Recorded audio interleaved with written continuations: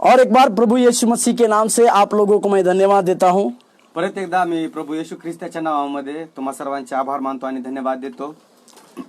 हमारे जीवन में परमेश्वर भलाई और करुणा के काम करने पाए। आमच्या जीवनामध्ये प्रभू येशू ख्रिस्त परमेश्वर आमच्या जीवनामध्ये चांगले आणि उत्तम गोष्टीचं कार्य परमेश्वरांनी करावं। भजन संहिता का किताब 23वें अध्याय के आखिरी पद में परमेश्वर के सेवक परमेश्वर का एक चुना हुआ राजा दाऊद कुछ इस प्रकार से कहते हैं। भजन संहिताचं पुस्तक याचा 23वा अध्याय आणि शेवटच्या वचनामध्ये जो दावीद राजा होता ज्याने ते भजन संहिता स्तोत्र संहिता लिहिलेला आहे, वो इस प्रकार से कहता है, तो या प्रकारे सांगत आहे की जीवन भर भलाई और करुणा मेरे साथ सदा सदा चलेगी। जीवनभर करुणा आणि भलाई माझ्यासोबत असावी असं तो त्या ठिकाणामध्ये सांगत आहे। ये बातें उस राजा दाऊद ने कहां से सीखी? या सर्व गोष्टी राजा दाऊदने कुठे शिकलेल्या आहेत? उसने अपने परमेश्वर के सम्मुख में रहकर इन सारी बातों को प्राप्त किया।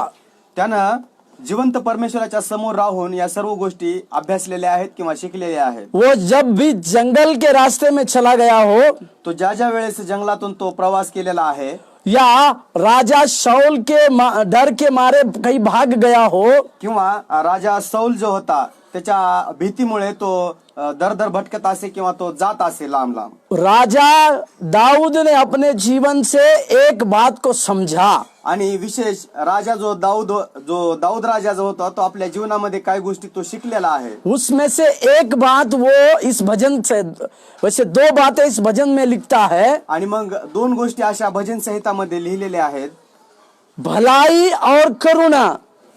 भलाई आणि करुणा।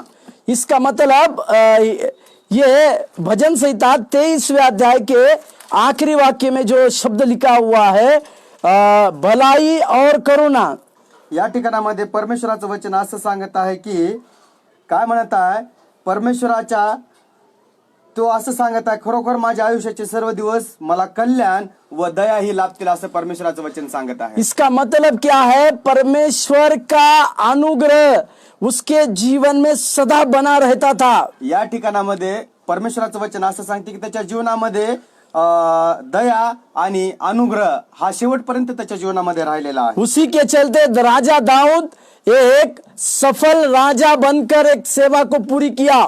आणि मग त्याच कारणास्तव एक सफल राजा होऊन त्याने त्याच्या जीवनाचं सेवा कार्य पूर्ण केलेलं। उसी राजा दाऊद के बारे में परमेश्वर के वचन में लिखा हुआ है, मेरा मन लायक। आणि मग त्याच दाऊद राजाच्या जीवनाबद्दल त्याच्या चरित्र्याबद्दल परमेश्वर असं सांगत आहे की तो माझा प्रिय आहे म्हणून, और वो परमेश्वर का मन लायक व्यक्ती बना। आणि तो परमेश्वराचा प्रिय किंवा परमेश्वराच्या जवळचा तो व्यक्ती बनलेला आहे। इस बातों को हम आज समझने पाए, आणि मग या गोष्टीला आज आम्ही पाहणार आहोत। आज एक छोटे से संदेश को मैं आपके सम्मुख में रखने के लिए हम खड़े हैं। या ठिकाणामध्ये आम्ही एक छोटासा संदेश या ठिकाणामध्ये सांगण्यासाठी आम्ही उभा आहोत। उसका शीर्षक मैंने कुछ इस प्रकार से दिया है, त्याचं शीर्षक हे आहे, आशीष दो, आशीर्वाद द्या। उस शीर्षक के ऊपर मैं आपको बोलने पर उसका शीर्षक का आशीष दो, त्या शीर्षकाचं नाव आहे आशीर्वाद द्या। मेरे साथ खोलिएगा पहला पतरस की किताब 3रे अध्याय के 9वें वाक्य।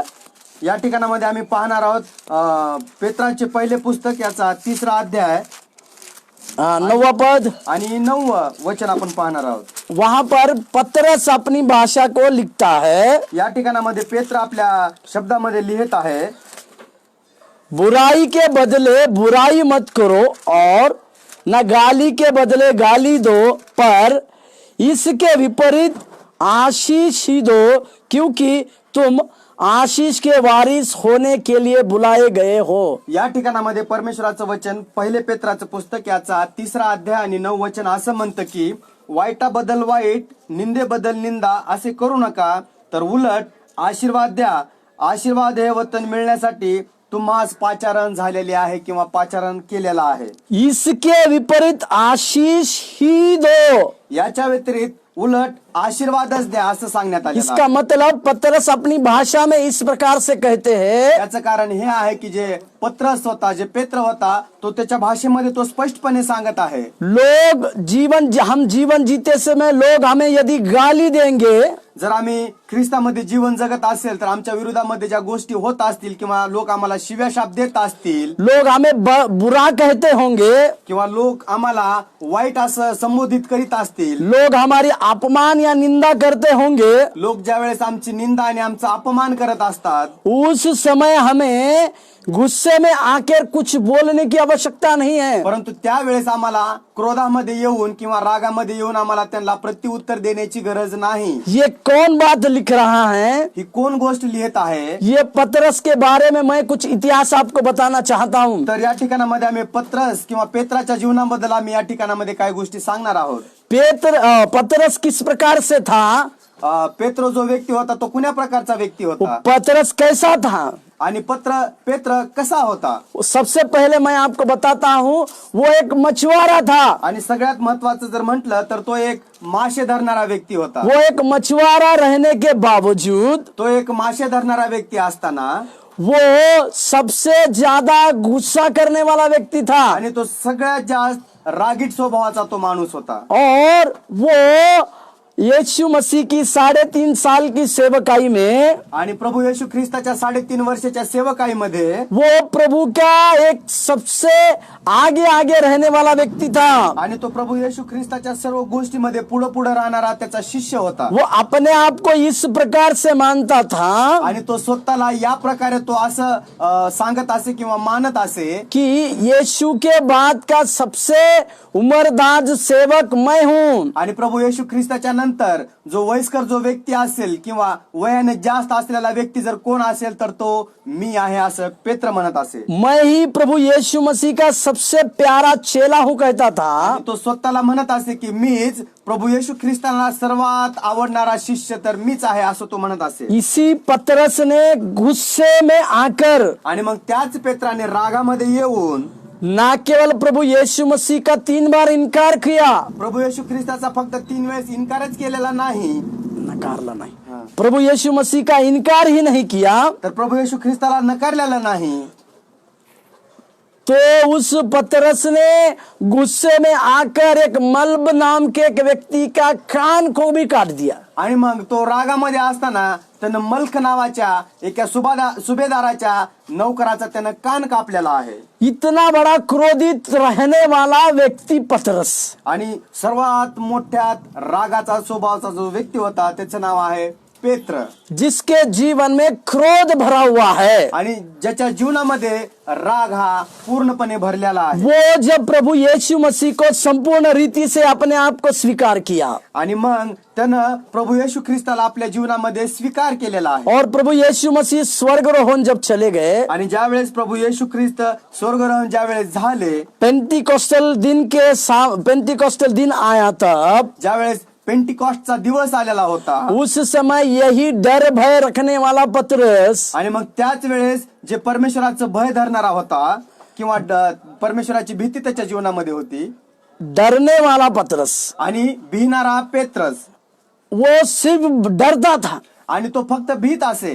वो पतरस पेंटिकोस्टल दिन के सम्मुख में परमेश्वर की आत्मा से प्रेरणा पाकर उस यहूदी लोगों के सामने खड़े होकर परमेश्वर का प्रचार करने लग गया. आणि मग तो जो भिनारा व्यक्ती होता किंवा त्याच्या जीवनामध्ये जे भय होतं, तोच व्यक्ती पेंटिकॉस्टच्या दिवसामध्ये पवित्र आत्म्याने परिपूर्ण होऊन पूर्ण यहुदी लोकांना तो परमेश्वराचं वचन सांगत असतो. इस प्रकार की बहुमूल्य सेवा के लिए शायद परमेश्वर ने उसको चुना होगा. आणि मग या सर्व सेवाकार्यामध्ये जे महत्वाच्या जे गोष्टी त्याच्या जीवनामध्ये ते त्याच कारणामुळं परमेश्वराने त्याला निवडलेला असेल. इसी प्रकार की सेवा के लिए पतरस को चुना था. आणि मग ह्याच प्रकारच्या सेवा कार्यासाठी परमेश्वराने त्याला निवडलेलं होतं. और अपने व्यक्तिगत अनुभव को पतरस अपने किताब में लिखता है. आणि मग आपल्या वैयक्तिक अनुसार तो त्या ठिकाणामध्ये पेत्राच्या पुस्तकामध्ये तो लिहित आहे. वो ये कहता है कि बुराई के बदले बुराई मत करो, आणि मग वाईटाबद्दल वाईट असे करू नका, गाली के बदले गाली मत दो,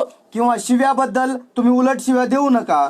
और मैं आपको और एक बात को याद दिलाता हूं, आणि मी तुम्हाला एक गोष्ट लक्षात आणून देऊ इच्छितो. ये जो वचन लिखा हुआ है, ये वचन जो है प्रभु यीशु मसीह की शिक्षा के ऊपर आधारित है. आणि जे काही हे वचन लिहिलेलं आहे ते प्रभु येशू ख्रिस्ताच्या शिक्षणानुसार लिखित असं लिहिलेलं प्रभु आहे. यीशु मसीह ने अपने पहाड़ी उपदेश में कहा, प्रभु येशू ख्रिस्ताने डोंगरावरचं जे प्रवचन सांगितलेलं होतं, यदि तुम्हारे एक गाल पर कोई थप्पड़ मारे तो दूसरा उसकी ओर फेर दो. आणि मग प्रभु येशू ख्रिस्ताने असं सांगितलेलं आहे की जर कोणी तुमच्या उजव्या गालावरती मारत असेल तर त्यासमोर तुमचा डावा गाल सोडून द्या. ये वचन और प्रभु यीशु मसीह की शिक्षा को मैं कुछ मिलाना चाहता हूँ. या वचनाला आणि प्रभु येशू ख्रिस्ताच्या वचनाला या ठिकाणामध्ये आम्ही मिसळ करण्याचा प्रयत्न करत आहोत किंवा मिक्स करण्याचा प्रयत्न करत आहोत. क्योंकि प्रभु यीशु मसीह की शिक्षा ये पतरस ने सुना और उसको अपने व्यक्तिगत जीवन में लागू किया. आणि मग ज्यावेळेस पेत्रानं प्रभु येशू ख्रिस्ताचं डोंगरावरचं जे प्रवचन होतं ते ऐकलेलं आहे आणि मग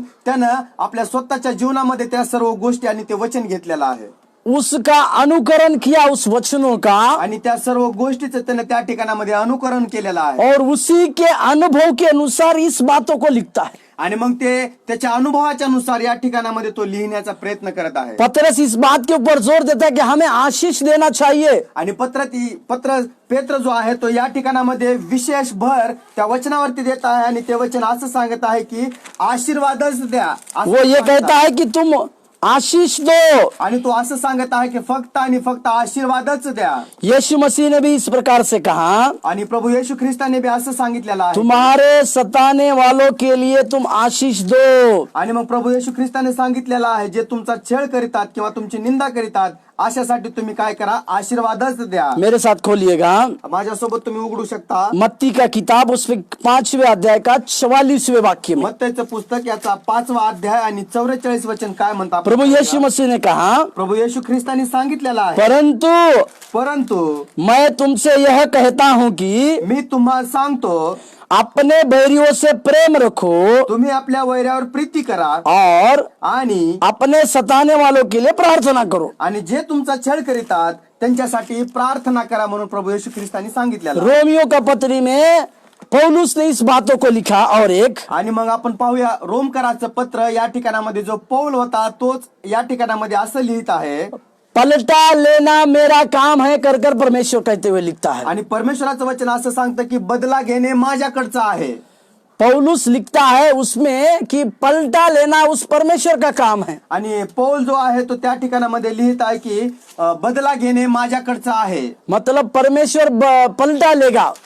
याचा अर्थ हा आहे की परमेश्वर बदला घेणार आहे. और ये सारी बातें मैं आपको इसी के लिए कह रहा हूँ आणि या सर्व गोष्टी मी तुम्हाला यासाठी सांगत आहे कि हमें किसी भी परिस्थिति में हर एक व्यक्ति को आशीष देना चाहिए. आम्हाला प्रत्येक परिस्थितीमध्ये आम्हाला प्रत्येक समोरच्या व्यक्तीला आशीर्वादच दिलं पाहिजे. इस सबके लिए आशीष का सबसे बड़ा उदाहरण प्रभु यीशु मसीह को आणि या देखिए. सर्व गोष्टीसाठी सर्वात महत्वाचं जे उदाहरण आहे ते म्हणजे प्रभु येशू ख्रिस्त आहे. उस कलवरी क्रूस के ऊपर मैं आपको लेकर जाना चाहता आणि हूँ. आम्ही ज्या वेळेस त्या क्रूस खांबावर पाहतो किंवा जातो, उस कलवरी क्रूस में प्रभु यीशु है आणि त्या क्रूसावरती प्रभु येशू ख्रिस्त आहे. दाहिने और बाएं 2 चोर लोग हैं उजव्या आणि डाव्या साईडला 2 चोर व्यक्ती आहेत. और नीचे बहुत सारे लोग जिन्होंने चमत्कारों को देखा. आणि त्या ठिकाणामध्ये भरपूर असे लोक त्या ठिकाणामध्ये जमा आहेत ज्यांनी ते स्वतः चमत्कार पाहिलेला आहे. और ऐसे बहुत सारे लोग हैं जिन्होंने चंगाई को प्राप्त किया. आणि भरपूर काही लोक असे त्या ठिकाणामध्ये होते ज्यांनी त्या ठिकाणामध्ये आरोग्यदान प्राप्त करून घेतलेलं. बहुत सारे लोग ऐसे हैं जिन्होंने अपनी जरूरत की चीजें प्रभु यीशु मसीह के द्वारा पूरी होते हुए देखी. आणि भरपूर काही लोक त्या ठिकाणामध्ये जमा होते ज्या आवश्यकताच्या ज्या गोष्टी त्यांच्या जीवनामध्ये पाहिजे होत्या त्या सर्व गोष्टी प्राप्त करून घेणारे देखील लोक त्या ठिकाणी. ऐसा झुंड प्रभु यीशु मसीह को कहता था. आणि ते जो मेळा किंवा आपण त्याला असं म्हणू शकतो की एक काय म्हणू शकतो त्याला, एक वर्ग असं म्हणू शकतो आपण, एक संघ.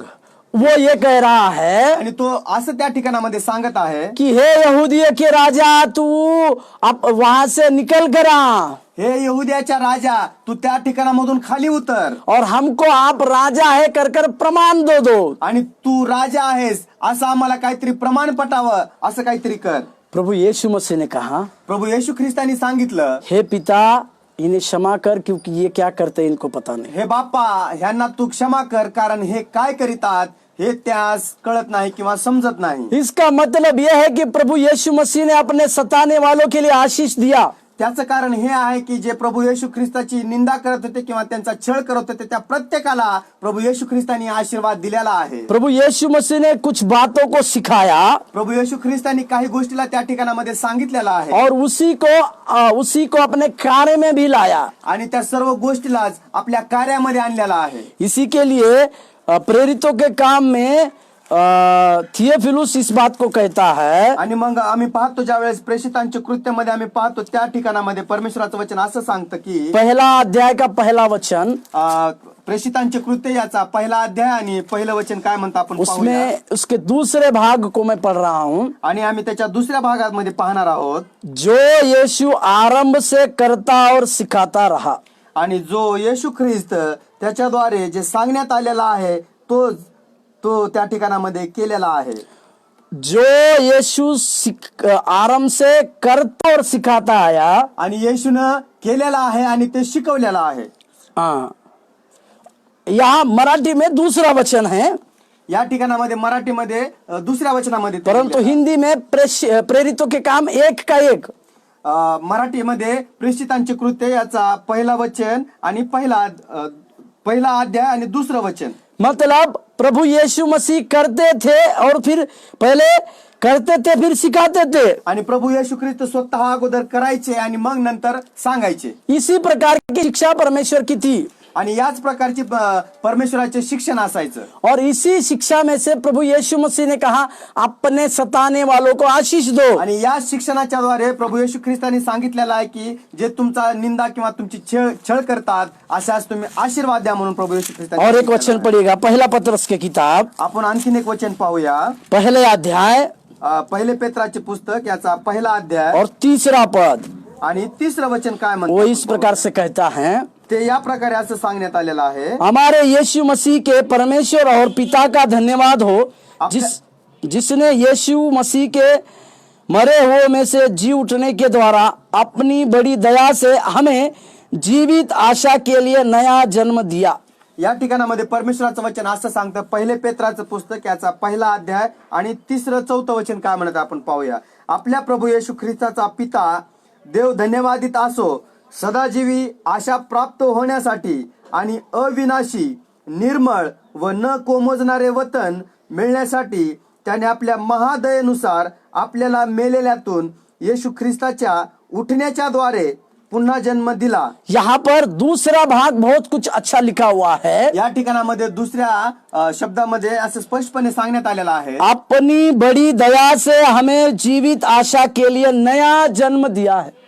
आपल्या या ठिकाणामध्ये परमेश्वराचं वचन सांगतं जे तारण शेवटल्या काळी प्रगट होण्यास सिद्ध आहे ते प्राप्त व्हावे म्हणून तुम्ही देवाच्या शक्तीने विश्वासाच्या योग्य राखिलेले आहात. इसका मतलब हमें एक जीवित आशा परमेश्वर प्रभु यीशु मसीह के ऊपर मिलती है. त्याचं कारण हे आहे की एक जिवंत आशा आम्हाला परमेश्वराच्या वचनाच्या द्वारे मिळते. और इसी के लिए हम एक जीवित आशा प्रभु यीशु मसीह है, इसके लिए हम औरों को आशीष देने की आवश्यकता है. आणि त्याचं कारण हे आहे की प्रभू येशू ख्रिस्त हा जिवंत आहे म्हणून आम्ही इतरांना आशीर्वाद देण्याचं कारण ठरू शकतो. उसका 5वां वचन पढ़िएगा. या ठिकाणामध्ये 5वं वचन काय म्हणतं आपण पाहूया. जिनकी रक्षा परमेश्वर की सामर्थ्य से विश्वास के द्वारा उस उद्धार के लिए जो आने वाले समय में प्रकट होने वाली है की जाती है. या ठिकाणामध्ये परमेश्वराचं वचन असं म्हणतं की शेवटल्या काळी प्रगट होण्यास सिद्ध आहे ते प्राप्त व्हावे म्हणून तुम्ही देवाच्या शक्तीने विश्वासाच्या योग्य राखिलेले आहात. त्या तुम्हासाठी ते वतन स्वर्गात राखून ठेविलेले आहे. हमारे लिए परमेश्वर के द्वारा एक स्वर्ग का राज्य दिया गया है. आम्हाला प्रभू येशू ख्रिस्तामध्ये एक जिवंत आणि वतन स्वर्गामध्ये राखून ठेवलेला आहे. और एक वचन खोलिएगा, आणखीन एक वचन आपण पाहूया. गलतियों की पत्री उसके 3 अध्याय का 14 वाक्य. गलतीकराचं पत्र याचा 3 अध्याय आणि 14 वाक्य काय म्हणतं आपण पाहूया. गलतियों की पत्री 3 अध्याय का 14वें वाक्य. गलतीकराचं पत्र याचा 3 अध्याय आणि 14 वचन काय म्हणतं पाहूया. यह इसीलिए हुआ कि अब्राहम की आशीष मसीह यीशु में अन्य जाति तक पहुंचे और हम विश्वास के द्वारा उस आत्मा को प्राप्त करें जिसकी प्रतिज्ञा हुई है। या हालेलुया। ठिकाणामध्ये परमेश्वराचं वचन काय म्हणतं, ह्यात उद्देश हा की अब्राहमाला दिलेला आशीर्वाद ख्रिस्त येशूमध्ये विदेशी लोकांना मिळावा, म्हणजे आपणाला विश्वासाच्या द्वारे आत्म्याचे वचन मिळावे। यहाँ पर बहुत ही सुंदर लिखा हुआ है, या ठिकाणामध्ये स्पष्टपणे आणि चांगल्या प्रकारे लिहिलं आहे। अब्राहम के द्वारा जो आशीषें पहुंचनी थी वो सारी आशीषें हम अन्य जातीय तक पहुंचे। या ठिकाणामध्ये स्पष्टपणे लिहिलेला आहे की अब्राहमाला दिलेला जो आशीर्वाद ख्रिस्त येशूमध्ये विदेशी लोकांना मिळावा। इसका मतलब हम अन्य जाति के लोगों तक अब्राहम को जो परमेश्वर ने आशीष का वायदा किया था, आज हमारे पास आशीष पहुंचा है, तो उसका कारण अब्राहम। आणि जे या ठिकाणामध्ये परमेश्वराचं वचन असं सांगतं की जे आशीर्वादाचे जे लोक आहेत, जे अब्राहमाला जे आशीर्वाद मिळाला होता आणि अब्राहमापासून जे अन्य जाती म्हणजे जे आम्ही विश्वासापासून दूर असणारे लोक, त्या लोकांपर्यंत तो आशीर्वाद पोहोचावा म्हणून हमने प्रभु को नहीं चुना है, आम्ही प्रभूला निवडलेलं नाही, हम परमेश्वर से दूर थे, आम्ही प्रभूपासून दूर होतो, परमेश्वर का जन नहीं थे, आम्ही परमेश्वराचे निवडलेले नव्हतो, हम परमेश्वर से कोसों दूर थे, आम्ही परमेश्वरापासून कित्येक मैल आम्ही दूर होतो। परंतु परमेश्वर ने अब्राहम से वाचा बांधी परंतु परमेश्वराने अब्राहमासोबत एक करार केलेला आहे कि तेरे द्वारा तेरे सारे भूमंडल के सारे कुल आशीष पाएंगे। तुझ्यामुळे जेवढे भूतलावरती जे कुळ आहेत ते सर्व तुझ्यामुळे आशीर्वाद पावतील। उसी में से हम लोग जो अन्य जाति के हैं, उसके ऊपर परमेश्वर ने आशीष की प्रतिज्ञा को पूरा किया। आणि त्यामुळेच जे आम्ही अन्य जातीचे जे लोक होतो, त्यामुळे परमेश्वराने आमच्यावरती ते आशीर्वादाचं जे रेलचेल होती ते आमच्या जीवनामध्ये प्रगट केलेली आहे। और इसी के लिए आज हम परमेश्वर के उस आशा के आशीष के वारिस बन चुके हैं। याच कारणास्तव आम्ही परमेश्वराने जे करार केलेला आहे त्या कराराचे आम्ही पुत्र आहोत। हालेलुया। प्रभु कितना भला है, प्रभूची स्तुती असो, परमेश्वर किती चांगला आहे। वो हमारे ऊपर अपने प्रेम की भलाई को प्रकट करता है आणि आमच्यावरती त्याच्या प्रेमाचं प्रमाण तो प्रगट करत आहे। और अपने पुत्र प्रभु यीशु मसीह के द्वारा। आणि स्वतःच्या पुत्रासाठी प्रभू येशू ख्रिस्तामुळे। और एक वचन पढ़िएगा, इफिसियों का पत्री 1 का 3 वाक्य है। आपण आणखीन एक वचन पाहूया, इफिसकराचं पत्र याचा 1:3 1 अध्याय आणि 3 वचन काय म्हणतं पाहूया। हमारे प्रभु मसीह के परमेश्वर और पिता का धन्यवाद हो कि उसने हमें मसीह में स्वर्गीय स्थानों में सब प्रकार की आत्मिक आशीषें दी है। Praise the Lord, hallelujah. या ठिकाणामध्ये परमेश्वराचं वचन काय म्हणतं आपण पाहूया। इफिसकराचं पत्र याचा 1 अध्याय आणि 3 वचन, आपल्या प्रभू येशू ख्रिस्ताचा पिता जो देव तो धन्यवादित असो, त्याने स्वर्गातील सर्व आध्यात्मिक वर देऊन आम्हाला ख्रिस्तामध्ये धन्य केलेला आहे। सारे प्रकार के स्वर्गीय स्थानों की आत्मिक आशीषें हमें दी है। साऱ्या प्रकारचे जे स्वर्गामध्ये आशीर्वाद आहेत ते आशीर्वाद देऊन आम्हाला धन्य केलेला आहे। और एक वचन पढ़िएगा, फिलिपियों का पत्री आणखीन एक वचन वाचूया आपण, फिलिप्पेकराचं पत्र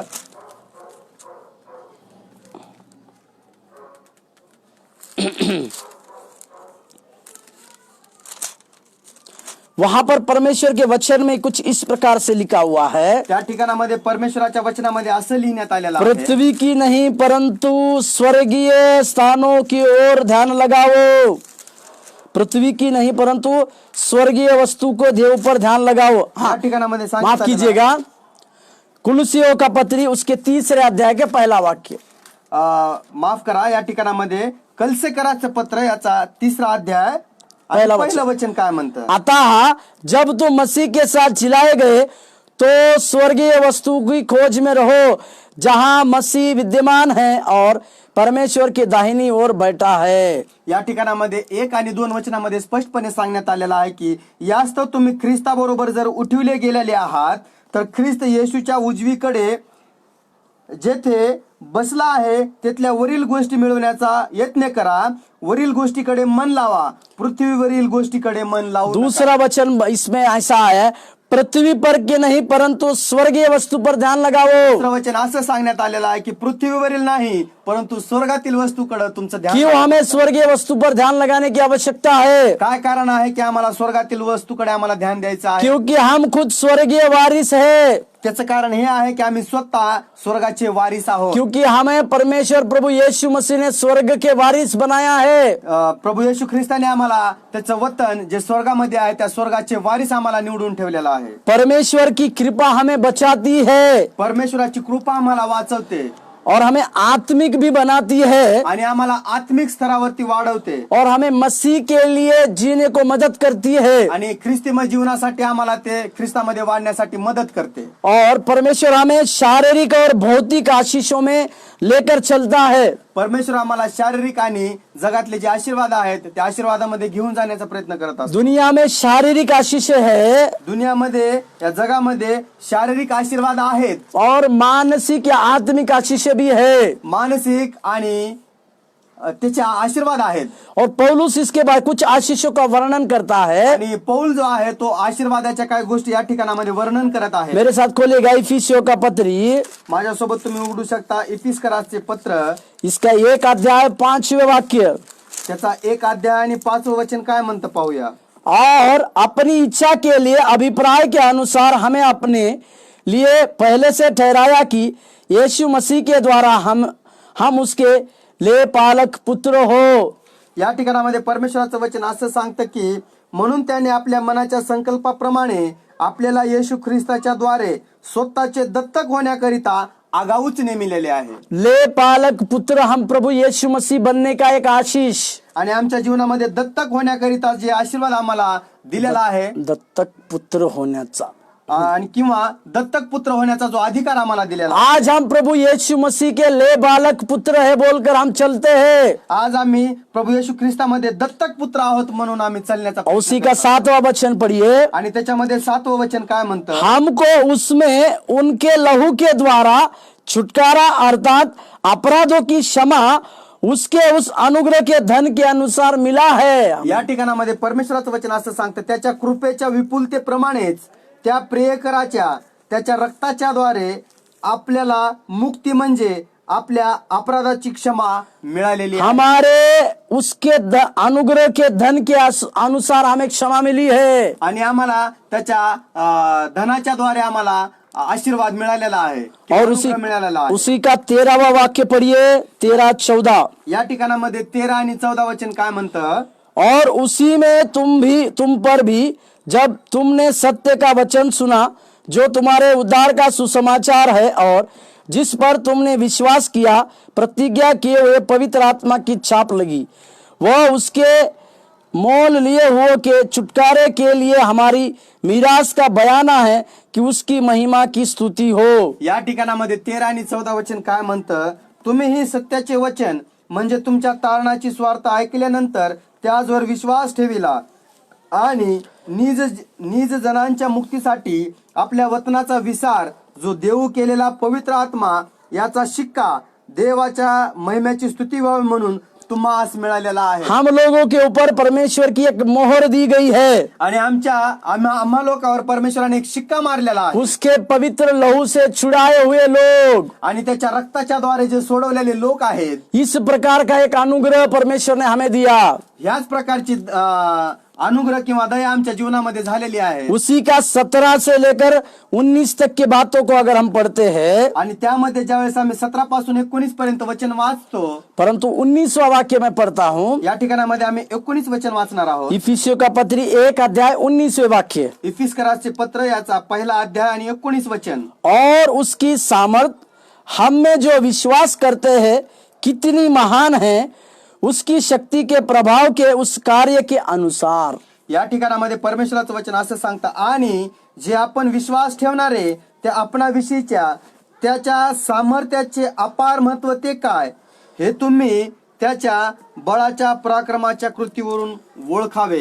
उसकी शक्ति के प्रभावी कार्य के अनुसार, आणि त्याच्या शक्तीचे जे कार्य आहेत त्या प्रभावानुसार आम्हाला ते ओळखायचं आहे। उसी के इफिसियों के पत्री उसके दूसरे अध्याय 5वां और 6 वाक्य को अगर हम पढ़ते हैं, आम्ही ज्यावेळेस इफिसकराचे पत्र याचा 2रा अध्याय 5 आणि 6 वचन ज्यावेळेस वाचतो, उसमें लिखा हुआ है, त्या ठिकाणामध्ये असं लिहिण्यात आलेलं आहे, जब हम अपराधों के कारण मरे हुए थे तो हमें मसीह के साथ जिलाया, अनुग्रह ही से तुम्हारा उद्धार हुआ है, और मसीह यीशु में उसके साथ उठाया और स्वर्गीय स्थानों में उसके साथ बैठाया। हालेलुया, प्रभूची स्तुती असो। या ठिकाणामध्ये परमेश्वराचं वचन काय म्हणतं की ख्रिस्ताबरोबर आपणाला जिवंत केले, तुमचे तारण कृपेने झाले आहे, ख्रिस्त येशूमध्ये त्याच्यासह उठविले आणि त्याच्यासह स्वर्गलोकी बसविले. स्वर्गीय स्थानों पर बिठाने का एक आशीष परमेश्वर ने दिया है. आम्हाला स्वर्गामध्ये बसण्याचा जो आशीर्वाद आम्हाला प्राप्त झालेला आहे, उसी का दूसरे अध्याय इफिसियों को पत्री दूसरे अध्याय का 10वां वाक्य पढ़िएगा. ज्यावेळेस आम्ही इफिसकराचे पत्र याचा दुसरा अध्याय आणि 10वं वचन ज्यावेळेस वाचतो, उसमें इस प्रकार से लिखा हुआ है, त्या वचनामध्ये ह्या प्रकारे लिहिलेला आहे, क्योंकि हम उसके बनाए हुए हैं और मसीह यीशु में उन भले कामों के लिए सृजे गए जिन्हें परमेश्वर ने पहले से हमारे करने के लिए तैयार किया. आपण चांगली कर्मे करावी म्हणून ख्रिस्त येशूमध्ये उत्पन्न केलेले असे आपण त्याच्या हाताचे काम आहो. ती कर्मे आपण करावी म्हणून देवाने ती पूर्वीच योजून ठेवलेली आहे. परमेश्वर ने हमें भले काम करने के लिए पहले से ही चुन के रखा है. परमेश्वराने आम्हाला चांगले कार्य किंवा चांगले काम करावे म्हणून अगोदरच नेमून ठेवलेला आहे. उसका 22वां पद को पढ़िएगा.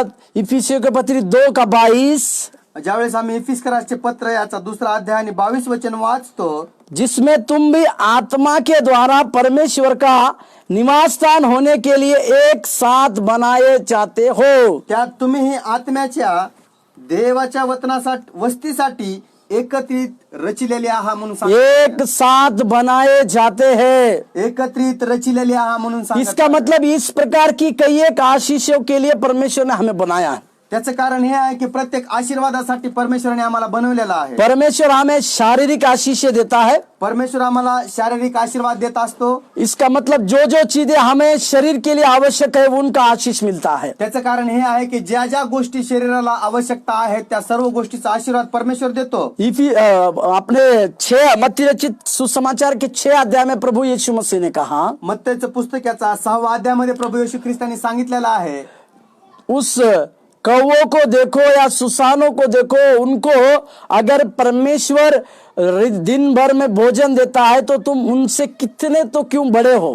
ज्यावेळेस आम्ही मत्तईचं पुस्तक 6 अध्याय वाचतो त्या वचनामध्ये असं लिहिण्यात आलेलं आहे की तुम्ही आकाशातील पाखरांकडे पहा, ते त्या ठिकाणामध्ये पेरणी करीत नाहीत किंवा कापणी करीत नाहीत, तरी देखील स्वर्गीय पिता त्यांना अन्न पुरवून देतो. इसका मतलब यह है, और यीशु मसीह ने कहा तुम्हारे वस्त्र के लिए और आज तुम क्या खाओगे क्या पियोगे इसके लिए चिंता ना करो. आणि असं सांगण्यात आलेलं आहे की तुम्ही काय खावे किंवा काय प्यावे किंवा कोणते वस्त्र आज लेवायचे आहेत या गोष्टीविषयीची चिंता करत बसू नका. और इस प्रकार से भी लिखा है, तुम्हारे सिर के सारे बाल गिने हुए हैं. आणि त्या ठिकाणामध्ये सांगण्यात आलेलं आहे की तुमच्या डोक्यावरचे प्रत्येक केस मी मोजलेले आहेत. इसका मतलब परमेश्वर जब हमारी सारी छोटी छोटी चीजों को जानता है, ह्याचं कारण हे आहे की ज्यावेळेस परमेश्वर आमच्या बारीक सारीक गोष्टीकडे लक्ष देत असतो, तो हमें औरों के लिए आशीषित का कारण बनना है. म्हणून आम्हाला इतर लोकांसाठी आशीर्वादाचं कारण बनणं गरजेचं इसी आहे. के लिए हमारे मुंह से और लोगों के लिए आशीष निकलने की आवश्यकता है. यास्तव इतर लोकांसाठी आमच्या मुखातून आशीर्वादाचं कारण निघणं किंवा आम्हाला स्वतः आशीर्वादाचं कारण होणं गरजेचं आहे. जब हम औरों के लिए आशीष का कारण बोलते हैं, इतरांसाठी आशीर्वादाचं कारण ज्यावेळेस बोलतो, तो परमेश्वर हमारे जीवन में भी दुगना आशीष को देता है. त्यावेळेस परमेश्वर आमच्या जीवनामध्ये डबल आशीर्वाद देण्यासाठी तयार आहे. इस प्रकार के कार्य के लिए परमेश्वर हमें सिद्ध करने पाए. आणि या कामासाठी परमेश्वराने आम्हाला सिद्ध केलेलं आहे.